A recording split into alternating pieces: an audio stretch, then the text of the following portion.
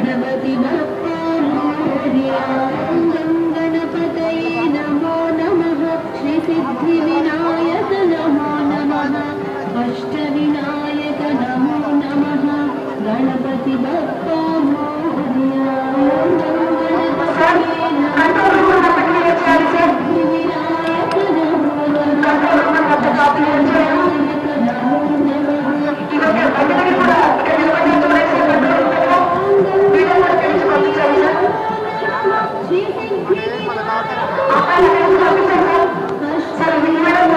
नमो नमः।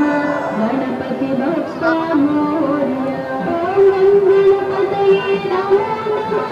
श्री सिद्धि विनायक नमो नमः। अष्टविनायक नमो नमः। गणपति बप्पा मोरया। गणपतये नमो नमः। श्री सिद्धि विनायक नमो नमः। अष्टविनायक नमो नमः। गणपति बप्पा मोरया। गणपतये नमो नमः। श्री सिद्धि विनायक नमो नमः। अष्टविनायक नमो नमः। गणपति बप्पा मोरया।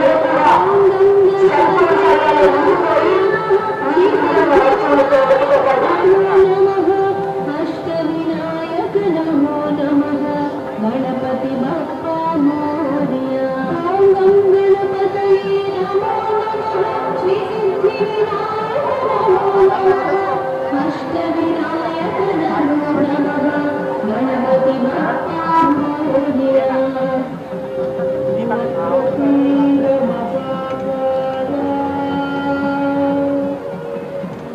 सूर्यकोटि समप्रभा निर्विघ्नं कुरु मे देव। सर्वकार्येषु सर्वदा।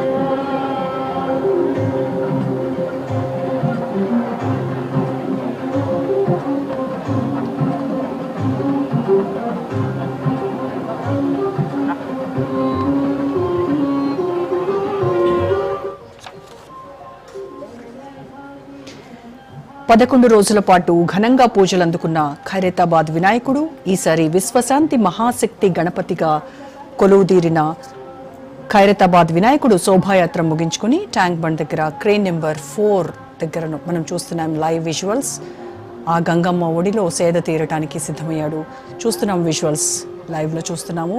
ఖైరతాబాద్ మహావినాయకుడు మహానిమజ్జనానికై తరలి వచ్చి ఆ గంగమ్మ ఒడికి చేరబోతున్నటువంటి దృశ్యాలు, చాలా కనువిందు చేస్తున్నటువంటి దృశ్యాలు మనం చూస్తున్నాం. ఖైరతాబాద్ వినాయకుడికి చాలా ప్రాముఖ్యత ఉంది. హైదరాబాద్ అనగానే మనకు గోల్కొండ కోట, అలాగే చార్మినార్ ఇలాంటి హిస్టారికల్ మాన్యుమెంట్స్ ఎలా అయితే గుర్తుకొస్తాయో వాటికి ఏమాత్రం తీసిపోని విధంగా ఖైరతాబాద్ గణేశుడికి కూడా అంతటి చారిత్రక ప్రాముఖ్యతను సంతరించుకున్నారు. ఆ ఖైరతాబాద్ గణేశుడు ఎత్తైన విగ్రహం. ఖైరతాబాద్ వినాయకుడు అనగానే మనకి మొట్టమొదటిగా గుర్తొచ్చేది ఆయన రూపం. ఎత్తైనటువంటి విగ్రహం మనకి ఖైరతాబాద్ గణేశుడు అక్కడే చూస్తాం మనము. ఖైరతాబాద్ గణేష్ విగ్రహం దేశంలోనే అత్యంత ఎత్తైనటువంటి విగ్రహంగా పేరు తెచ్చుకుంది. అయితే 2025 ఈ సంవత్సరంలో ఇది 71 అడుగుల ఎత్తులో మనకి విశ్వశాంతి మహాశక్తి గణపతిగా ఆయన కొలువుతీరారు. ప్రతి సంవత్సరము 1 అడుగు ఎత్తు పెరిగేటువంటి సంప్రదాయాన్ని కొనసాగించారు. ఆ తర్వాత ఇంకా హైట్ పెరుగుతూ ఉంటే పర్యావరణానికి అలాగే ట్రాఫిక్కి అంతరాయం కలుగుతుందని చెప్పేసి ఒక్కొక్క అడుగుని తగ్గించుకుంటూ వస్తున్నారు నిర్వాహకులు.